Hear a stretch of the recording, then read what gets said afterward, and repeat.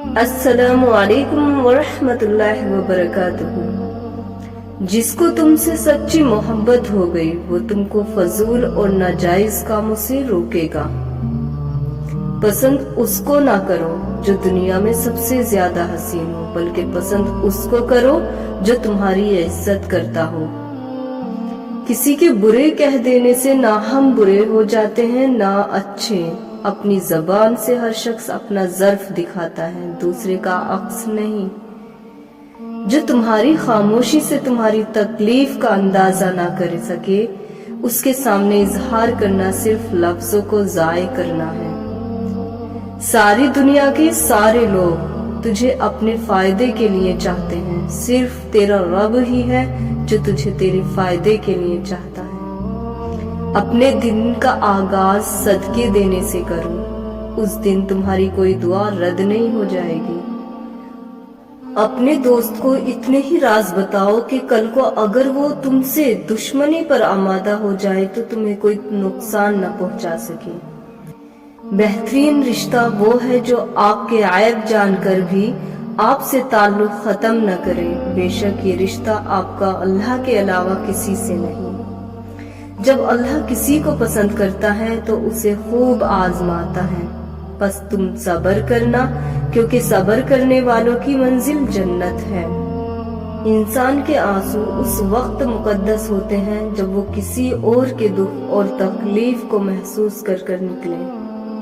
جس زبان سے جھوٹ نکلنا بند ہو جائے، اس زبان سے نکلی ہوئی ہر دعا قبول ہوتی ہے۔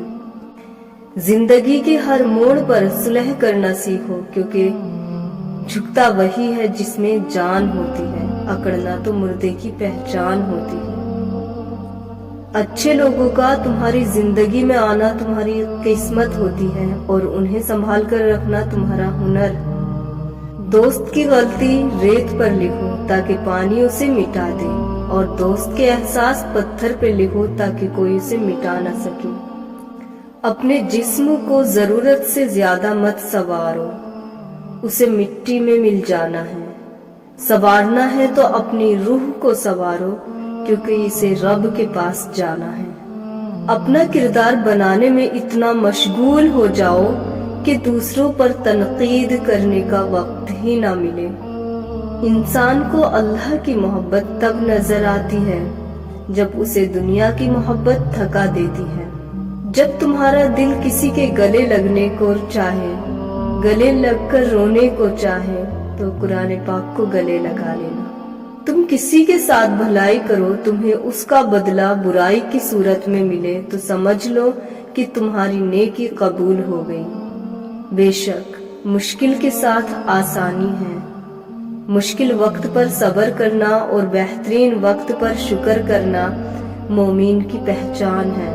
ایسے شخص کو کبھی مت گوانا جس کے دل میں تمہارے لیے محبت، فکر، عزت اور چاہت ہو۔ کچھ رشتے اللہ خود ختم کرتا ہے تاکہ ہماری زندگی خراب نہ ہو سکے، بے شک وہ جو کرتا ہے بہتر کرتا ہے۔ تم خود اپنی دعاؤں سے ہی اپنا مقدر لکھتے ہو، اور تمہاری دعائیں ہی تم تک وہ سب لے آتی ہیں جو تمہارا نصیب بھی تمہیں نہیں دے پاتا۔ جب حق پر رہتے ہوئے تمہاری مخالفت حد سے بڑھنے لگے تو سمجھ لو اللہ تمہیں کوئی مقام دینے والا ہے۔